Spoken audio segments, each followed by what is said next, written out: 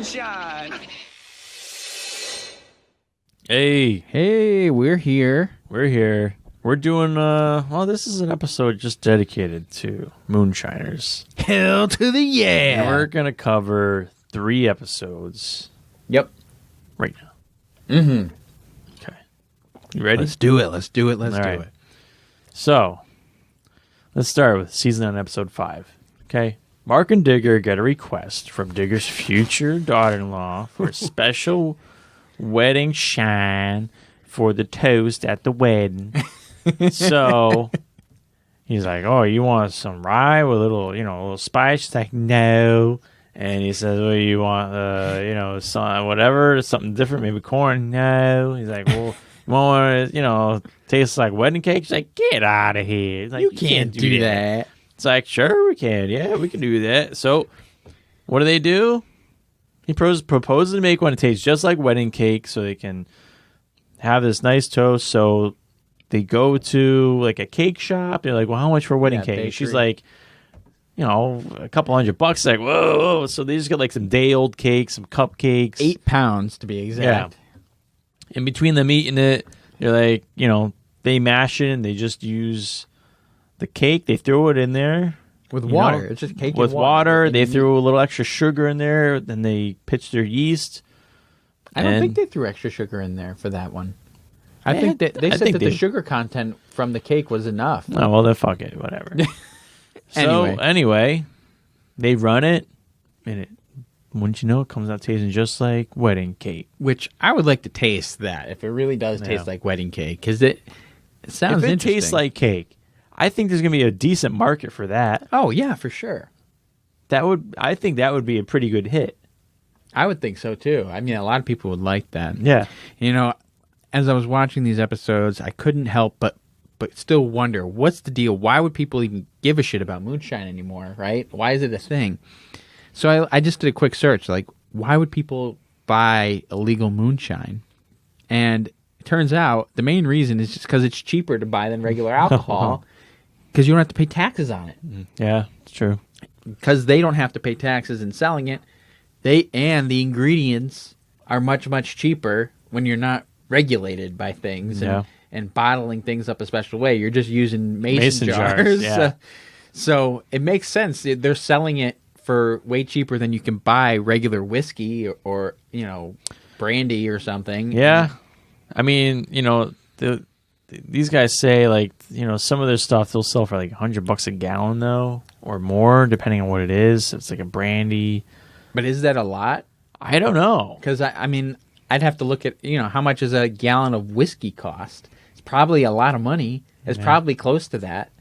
But I don't know. A lot of people also say that because you can do things like make wedding cake, moonshine, you get a lot more varied, better flavors, especially if you're going for some of that popcorn Sutton's Legacy liquor. Well, and the other thing, too, I'd say is you're not seeing a lot of these, now they're introducing a lot of different flavors on the show.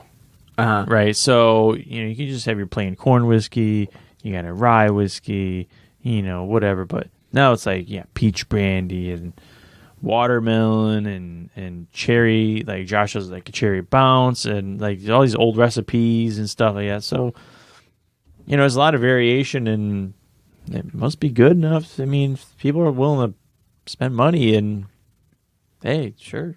Apple's a big one. You get, apple, and sometimes they'll throw a cinnamon stick in a jar with it, apple pie, whatever. So, anyway, moving on to Tickle, Henry, and Kenny. They got spooked by an airplane that was flying above. So they tear down the still site, dump out all the mash barrels. I don't know how many they had, 4 or 5, I don't know. They were ready to make some peach brandy, and they just dumped out all their mash. Oh, yeah. They load up the submarine still on the back of the truck, and they get the hell out of there. And they explain on the show that just having still equipment is a misdemeanor, but having equipment with mash is a felony, like class 4 felony. Yeah, that's crazy. That distinction is really crazy. Yeah. So they wait a few days before returning to the site, and don't see any signs of visitors. So they do a big, patrol. They don't see any footprints or anything like that. So normally, if you get spooked like that, you are not going back to the site. You abandon it. It's done. It's compromised as far as you're concerned. You don't take the chance. But because they're so late in the season, Kenny's got customers waiting. They go back, and because they don't see any, signs of, foreign people there, they set back up and get another batch going. So, they're Kenny says to Tickle, like, listen, I know, like, this is, you got to make a decision here. Like, this is, you could go back to jail and it's going to wreck you, or I could really use your help and I'll cut you in on a third of this. And we're going to, Kenny's goal for the season was 2,000 gallons.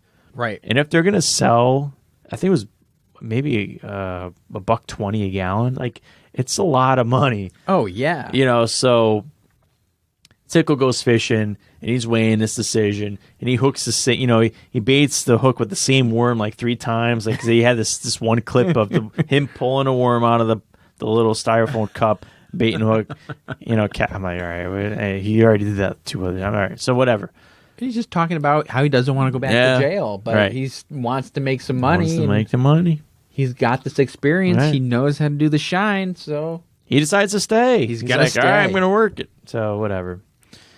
And finally, on this episode, Josh digs a big hole in order to set up a secret still site that's underground. All right, before you go any farther, how did Josh break his back? Do you know?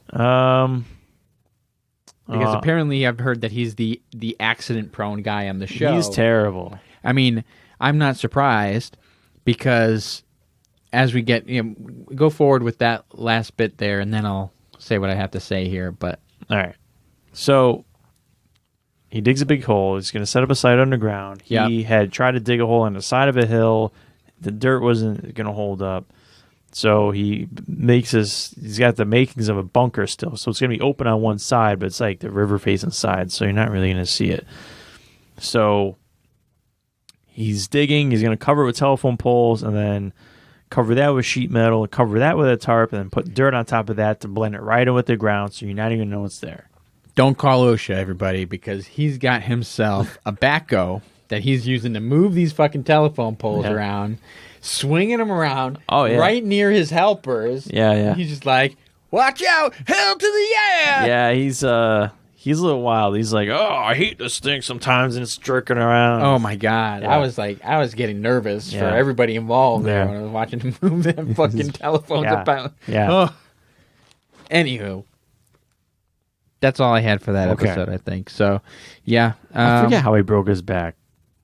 They mentioned it early on. I don't remember. Oh, I have one other thing to say. So at first he's starting this job, and he's like, I'm going to do this. I'm doing this myself. I can do this. Then he realizes quickly that it's more work than one man can handle. So he goes, finds his friend. He goes, hey, man, I need some help with doing some digging. You think you can help me out? Yeah. What's it for? Oh, I'm an end of the world bunker. It's like, oh, really? The guy that holds a camera recording for the show Moonshiners is right there. You don't think your buddy's going to know what you're doing? I wasn't even thinking of that. I was thinking, how about, A, Josh is notorious for making moonshine. If you know him at all, then you know that he makes moonshine. And B, then Josh is like, well, he doesn't have to know what it's for. Dude, he's going to know what it's for. Of course. Like, come on. And something I just noticed that you could probably notice in this episode, but I noticed in maybe the next one, he's making it out to seem like it's, secret and everything like that. And it will be because it'll blend right in with the ground. But if you look in a background shot where they park their cars, there's power lines running. He's on a road. They drive right up to the spot. Right. He's on a road. Now, I don't know what property he's on, but he's on a road. So I don't know, man. But it's not a really well-hidden bunker. No. But it will be. Yeah. Because the opening's on the back side of it. So that's where trees are and shit. Okay. So that covers episode 5. Okay. So now the next episode, is this drone versus shotgun? I believe it is. Yes, it is. Yes, it is. So continuing on with Josh, he continues to build his bunker and then trades moonshine for some rusty corrugated steel. Okay? He goes to like his little backup shit house that belongs in his family. He pulls out some like buckets for like emergency purpose moonshine where he needs the money, so he's got these buckets of moonshine. So but it's buried underground. It's like in a little. It's in like a cellar. It's a cellar in the house. Oh, but I thought it was like open though, like to the outside, because he came like walking out of like the ground. Yeah, I mean it's not like it. Yeah, it's like an outside. It's kind of like an outdoor cellar that he. Like the house is shot. Yeah. So anyway, he loads up. I don't know. It's at least 4 buckets in his truck. And he goes to his junkyard. He knows the guy. He looks for this corrugated steel. He finds it. He's like, oh, great, yeah. And then he says to the guy, all right, how about we trade some moonshine for it? He's like, no, man, I don't even drink. And Josh is like, I think he's just nervous around the camera. So he's like, points at, like, keeps the camera guys like, come, let's go over here and talk. Camera guys, you stay back. Never mind the fact that he's mic'd up. Right. I mean, they're all mic'd up. So anyways, like, come on, man. I got a whole truckload of shine. You want it? It's like, oh, okay. Okay, listen. Now, I forget how much he says the shine is probably worth. $2,000, I think. I think about $2,000. Like $2,000 or something like that. Okay. For some rusty, this metal is shitty. Like, and I don't think it's worth that much even in scrap and just like steel. Like, I can't believe that he's going to trade that much for that metal. I mean, those were really big pieces. Even they were long, were rusty. They were skinny, but they were long. They weren't completely terrible. It was like they did really show bad. a shot. Like the corner was all like rusted out, and it was like, okay, whatever. Right. But I don't know if it's worth $2,000.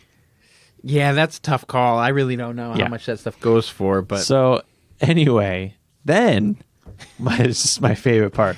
He's like, all right, I need some more help. So there's this guy I know, and he plays in a band, and he's been asking me to show him how to make shine for a long time. So I think I'm going to go, bring him on. So he goes to a gig that the drummer's playing at, and he's, Josh, he has his cell phone, so he's taking footage of the band playing, and then he goes up to the guy during like a break. Hey man, you've been wanting to learn how to make shine? Well, I'm going to show you. Come help me tomorrow. And then like it cuts to the guy and he's just like, and then it cuts back and he's here. Okay.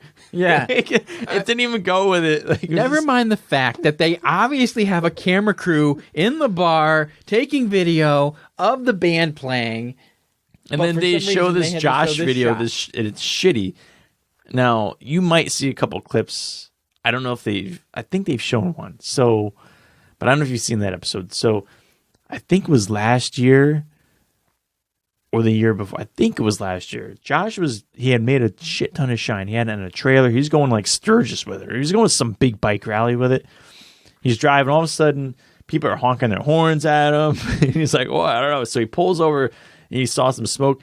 His whole trailer catches fire. What? He had a race car in the back or some motorcycles, and the whole thing's on fire. And then it shows like a video of Josh like off this highway and like the grass, and he's like, "Oh, this is the worst day ever." And it's like, it's like forward facing. He's like, "This is the worst day ever. My car's going up in smoke. The trailer's on fire." Ah! It's like, why are you filming it? Like, it makes no sense. And why are you filming it like on your face? Oh, jeez. So it's just ridiculous. So like you got this. I don't know. It's pretty stupid. Yeah. So anyway, while they're at the site now, it's Josh, the other guy, and Cuz or whoever the fuck his new buddy there. His other guy, his older. They hear a drone. You're like, hey, you hear that? You hear bees? You hear bees? Sounds like bees. Me, and they look up. Oh, it's a drone. Oh, and then like goes away. And Josh is like, okay, well if it comes back, I'm gonna shoot it. Okay, why didn't you like? He didn't seem very interested at the time when he saw it himself. Like he saw it, he's like, and then it like, wouldn't you be like, what the fuck? Like, wouldn't you be like freaked out a little bit more than he was? I would have been, but no. He's like, all right, well if it comes back, I'm gonna shoot it down. Oh, what do you know? It came back a little while later. Yeah. They heard the bees again. So then he grabs a shotgun, he takes aim, bang, bang, bang, 3 shots. That thing is down. And then they go over to it. They find it somehow. I mean, it wasn't that far away, but there was a really tall grass. Oh, yeah. I don't know how they found it, but they found the pieces and like, oh, it's just a kid's drone. Huh? So you're near some kids? Like, where are you guys? Like, you're in some neighborhood where there's kids that can fly a drone around? Oh, it was bad. What is going on? Never mind the fact that they clearly shoot multiple shots on this show with drones. Oh, yeah. And in fact, in other shots in this episode, you see the shadow of the drone in the shot from the sky as they're looking down. So my guess is that this drone was being piloted by somebody on the show. A little manufactured drama. Possibly. That's what I'm guessing. And Josh wasn't selling it. I mean, he knows what a drone sounds like because he's probably, heard... come on. The acting when it came to the wedding cake moonshine was terrible. Yeah. This was bad. Yeah. Like their concern level for someone that could be finding out his secret underground bunker was not high enough at all. It was ridiculous. No. So, that's it for Josh. Yeah. Okay. Moving on. Oh boy. Mark and Digger. Wait. Yeah, there you go. Meet with Daniel. Yes. Okay. Daniel gives the guys their money for the shine he sold and agrees to keep selling more of it in order to screw Mike over. His previous partner. So he's going to sell all of their liquor in Sevier County. Yes. Which is, Mike's territory, if you want to consider that. But it's really Daniel's customers. Daniel's the one that lived there. Mike's kind of the outsider. What have you. Now, you told me about this. Yeah. And in this episode, they showed clips from last year. Yeah. Where Mike blows up Mark and Digger still. Yeah. It's like, you're going to want to stand back. Boom. And then they have this meeting where they're like, you stay out of our county. Yeah. Oh, my gosh. Anyway. Did he show a clip where so Daniel has to lure Mike to the building that Mark and Digger have in town? No, they didn't show that. All right, so that was the thing. So after this explosion, the word's going around, da da da da da. So it comes back. Mark and Digger met with Daniel, and Daniel's like, "Well, I didn't have anything to do with it, but then they had heard there was Mike that did it, so they have Daniel lure Mike to their building." Side note: they have a fucking building in town where they large building. They have a floor of this old buildings, old factory building, or whatever, and sometimes they'll do experimental runs of shine up there. It's a whole facility that they got it's not hidden at all. No, it's crazy.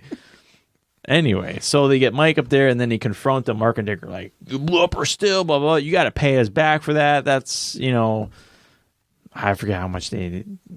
Thousands of dollars. Sure, yeah. So their last season, they were just trying to make money to pay them off. So anyway, it was like, okay, you stay in that county. We'll sell our stuff in this county. That's that. No more of this. Yep. Because it was kind of a turf war. So later, Mark and Digger make a special burner. Oh, yeah.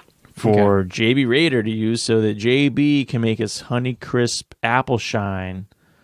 And the way that JB wants to make it, he wants to leave all the solid apple chunks in the mash, in the still, as it's running, because that'll really punch in that flavor. Yeah, give a really strong apple flavor. As opposed to just putting the liquid in and leaving the solids out. And the problem is those apple chunks on a normal burner would sink to the underneath. bottom. Yeah, they're going to be at the bottom. It'll scorch, and you're going to get shit. It's not going to be good. So they get a piece of copper pipe, a big hoop made, and then they'd experimented with this once before, and they were drilling holes in it, and they want the blue flame where they're getting yellow flame. So then nothing was working, so they plug them all up, and then they cut slots in it like they normally do, because normally when they run the bottom burners, or even in their tubes, you know, Right. and still.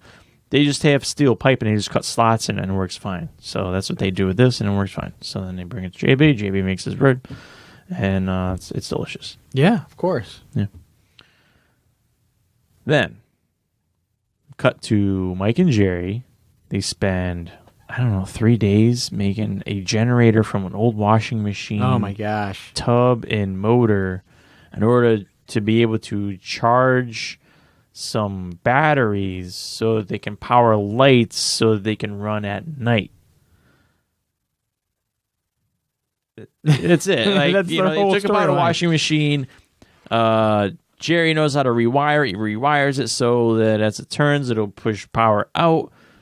And then he welds spoons to Basically give it more like a paddle effect. Yeah, so it's like a water wheel. So yeah, the water that they're going to have shoot in will, you know, it'll turn it.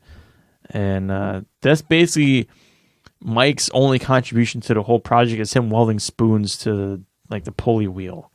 And screaming when he gets shocked while they're trying. Yeah, he's like, oh, I'm not going to touch that. That's why. Like, all right, shut up. Yeah, so they bring it out there and they hook it up and they don't really know that it's charging. I mean, they could have easily tested with a multimeter. They test by holding their hands on it before they bring it out there. But anyway, they get it and they turn the lights on. And the lights are going to go on anyway because the batteries are attached to them. Yeah, so I mean, if they really wanted to, they could carry out a battery and then just charge it at home. But they don't want to do that. I get it because who wants to carry batteries back and forth? Right. And theirs is pretty far in the woods. And like they have... Their setup is pretty crazy. Like the bunch of stairs and stuff that they build. Yeah, right up the waterfall. Oh my gosh! And they have the whole roof with the hanging. Still. The gin baskets hanging around and shit. Yeah, that's so crazy. It's pretty complicated. Yeah.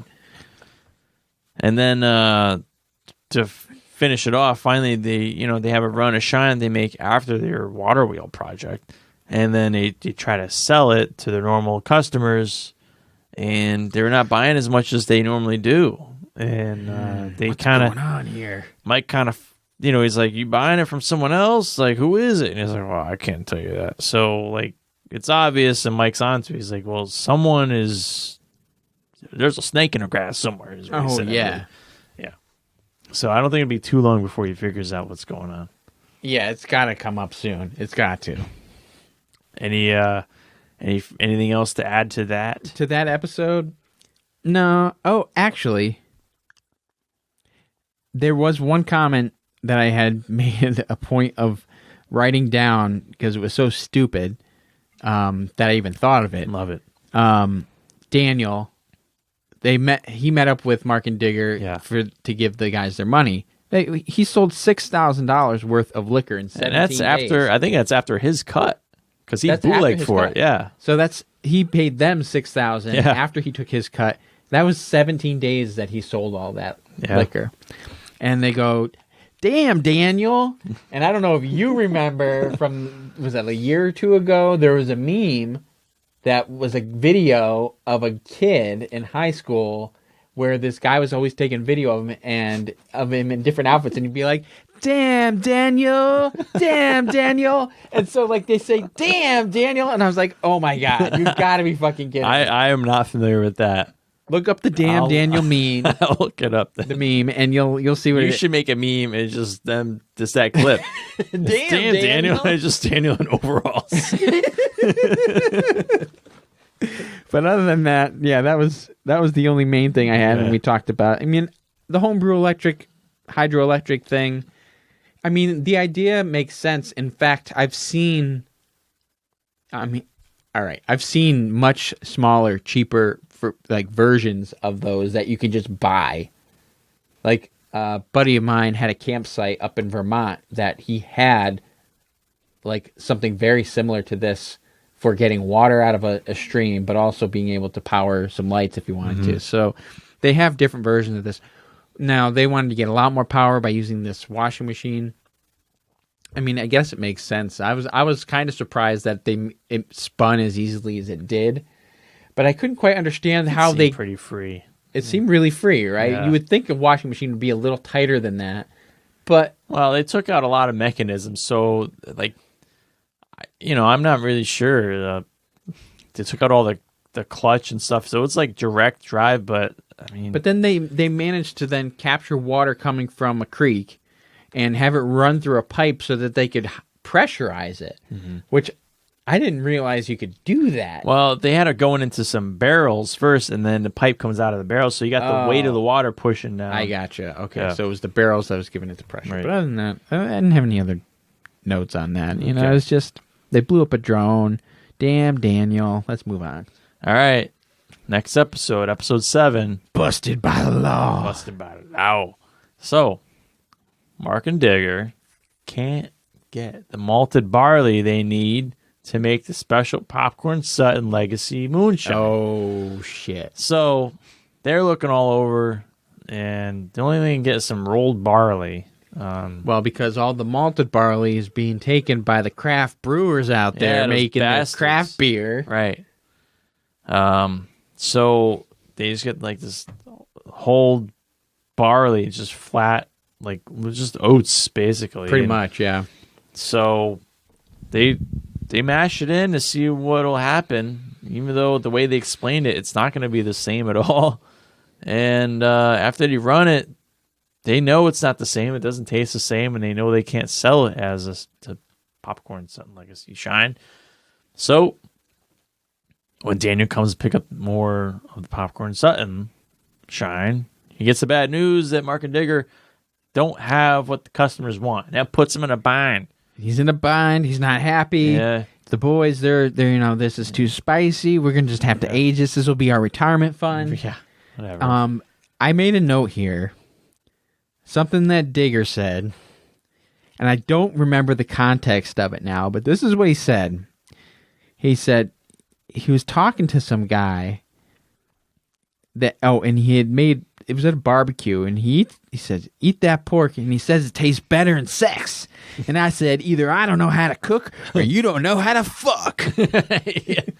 And I was just like, whoa. Yeah, they'll have some random jokes at Oh, there was another one too where they were using a hose, and then he goes, well, last time I went to the pecker doctor, I've been able to do that ever since. The jokes between Digger and Mark are pretty funny. They're pretty good. They're characters. They're those guys. good. Yeah, they're funny. They get on each other. So moving on, we haven't seen Tim in a while, so now we're moving on to Tim, and he's talking to Tickle, and he says, "Hey, I got an idea. How about we go back in the woods and we start making the shine that we used to make? What do you think, Tim? What the fuck are you talking about, man? You're legal. legit. You're legit. You can't do this. You can't go in the woods." Now, when we first started talking about Moonshiners a month ago, whenever it was this the episode that you were, because you mentioned Tim and Tickle, was it this episode that you were referencing? No, I mean, this one just came out. So there was another instance where Tim and Tickle were talking about making moonshine like a couple episodes back. Oh, it was it was like the first or second episode of this season. Okay.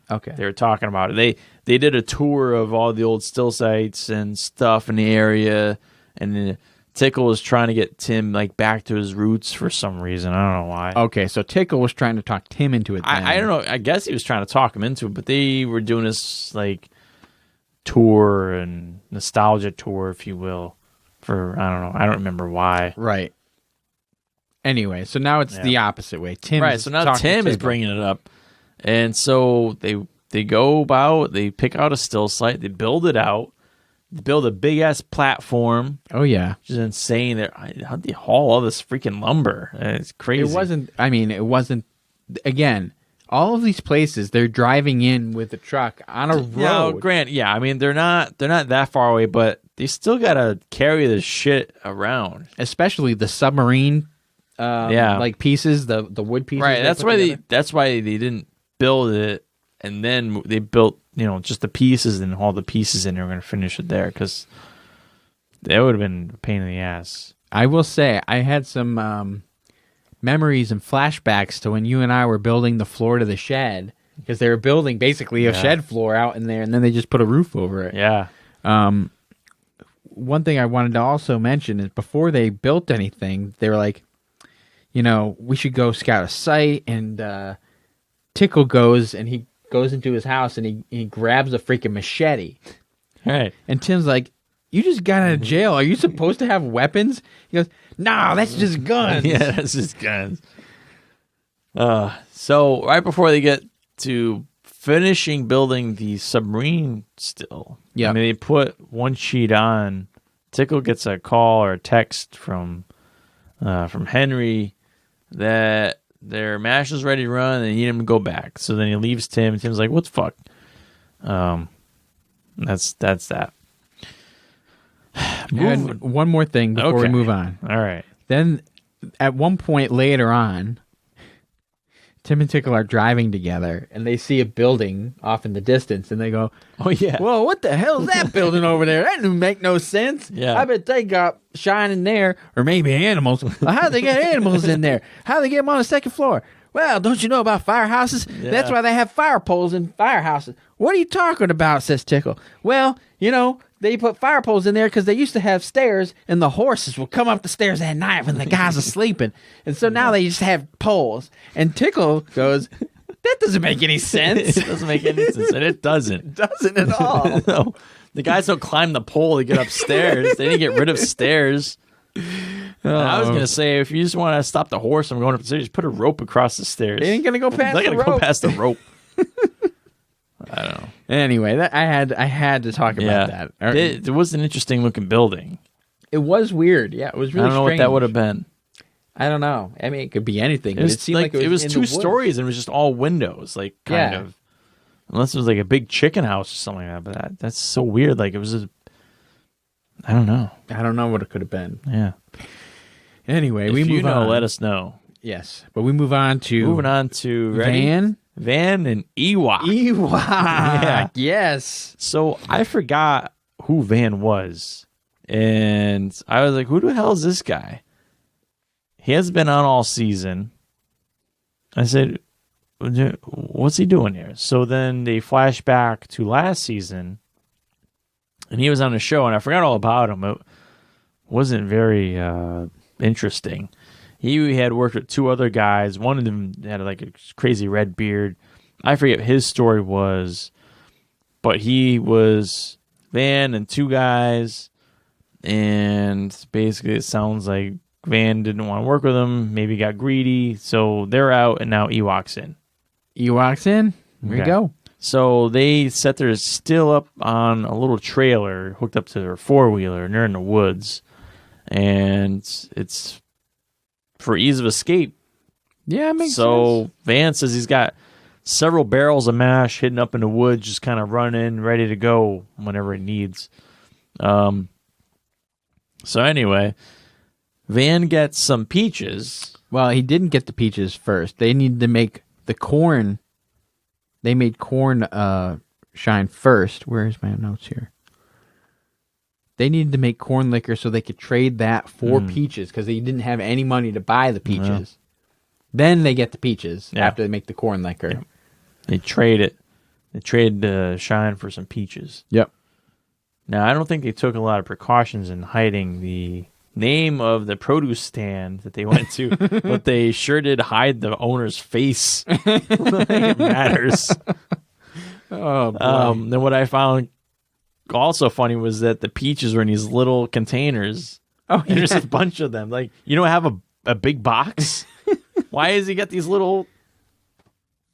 I don't know. It's like 5 peaches per little container. I mean, if it's like a roadside stand for people that are driving by, want to get a couple peaches, maybe, sort of thing. But why would you go to that guy? You don't have a single big box? You would think so. I don't know. Anyway, so he gets his peaches, and then when Van and Ewok, I don't know what they were doing, but they're coming around the side of the house, and then there's some sheriff cars there. Oh, boy. They asked Van if he's got any shine. Meanwhile, Ewok is walking. Ewok is like, I'm out of here. I'm getting the fuck out of here. And he walks around the other side and just leaves. He pieces out. So they find some moonshine, and come on, what the fuck? There we go. Oh, so they confiscate $15,000 worth of illegal moonshine, and Van gets charged with a misdemeanor because he had he also had a still. Yeah, an empty still. An empty still. There's no mash. Right. There was a shine that he had there to sell.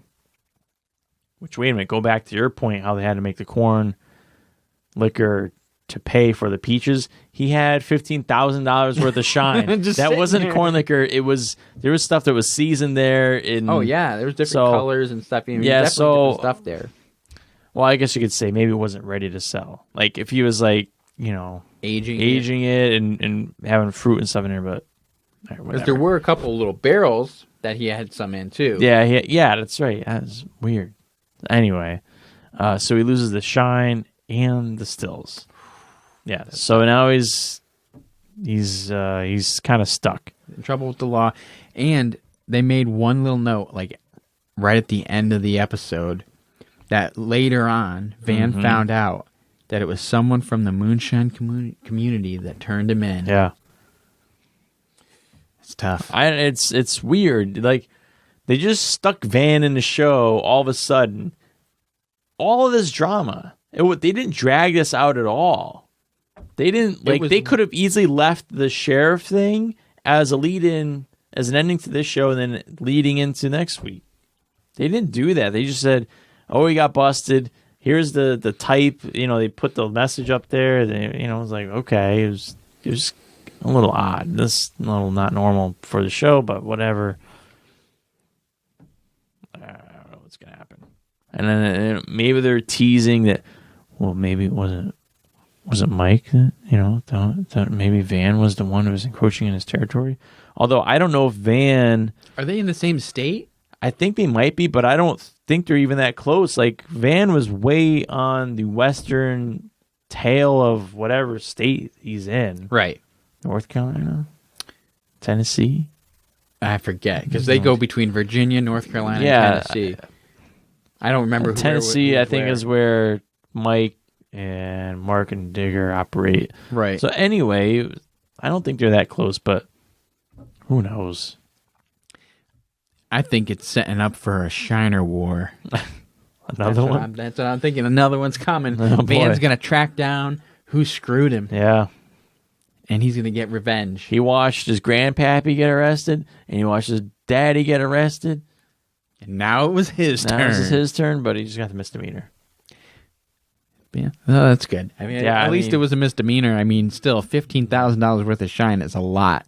Yeah, it's too bad. It's rough. That's his livelihood, right? That's all this dude does, I guess. Yeah, that's another thing. That's bullshit. They can't just be living off. They all talk like they need the money to live on. Obviously, Mark and Mark job? Digger? No, get a job. Mark and Digger are old dudes. Like they're likely retired, is my guess. Yeah, that's what I think. Can see that. Yeah, but the rest of them, come on. I mean, you want to shit on something? If you can find the holiday episodes that they do. Oh, no. Oh, man. They're epic.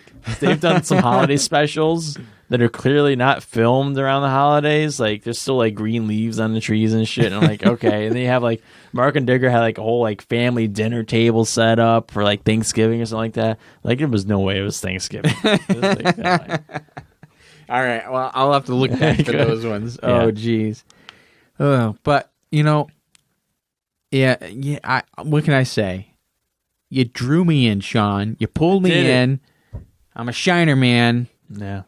I've been looking up some interesting information about Shine. Wouldn't you know it? In Connecticut, you can't even own your own still without getting a permit. Oh. Just owning the still, you have to get a permit first. Then, if you want to actually make spirits in that still, you need a separate permit.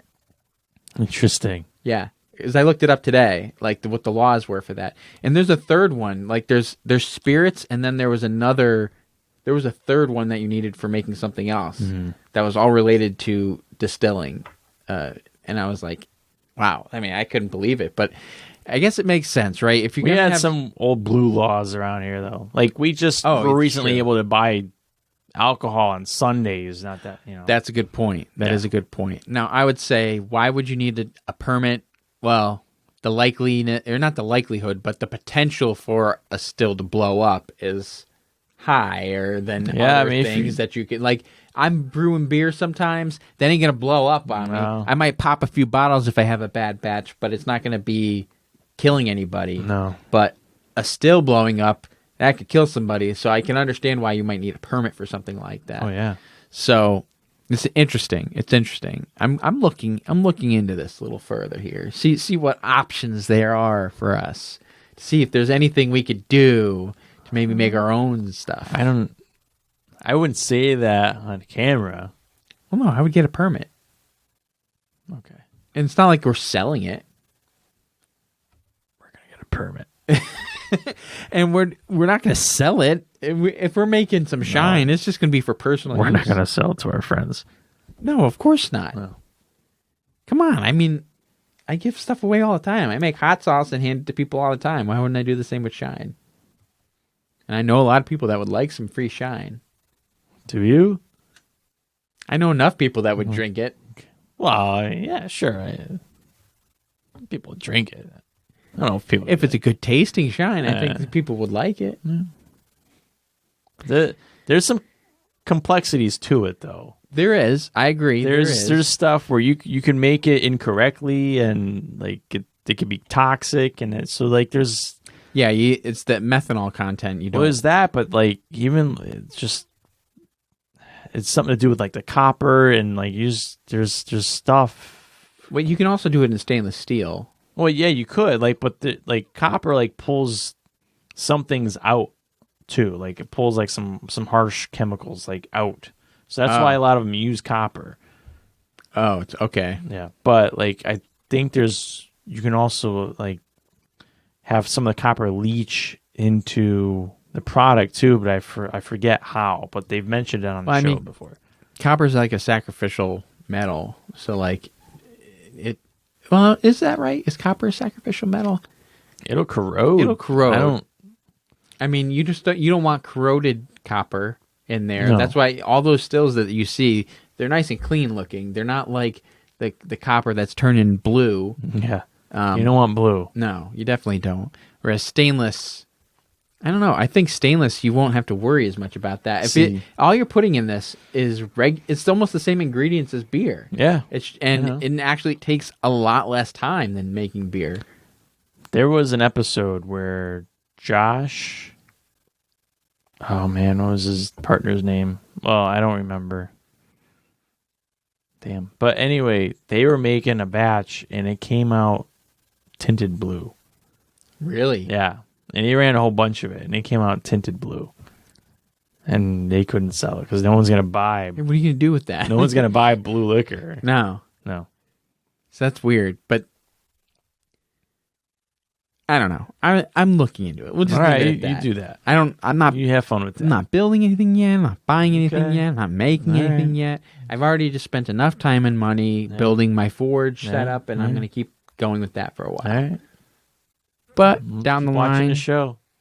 I will keep watching the show. I will say I'm hooked. I am now hooked, and I'm going to be setting this on my DVR so I can watch future episodes. Curse of Moonshine Island.